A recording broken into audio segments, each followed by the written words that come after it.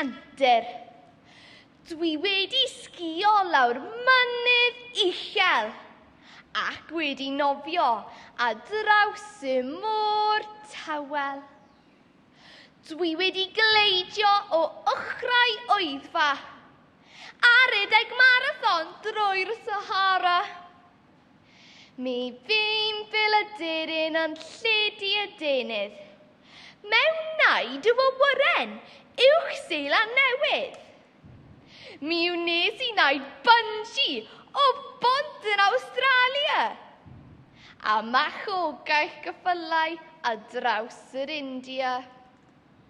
Mewn anialwch neu awyr, ar fôr ac ar fynydd. Be ydy'r gwahaniaeth rhwng dychymyg a chelwydd?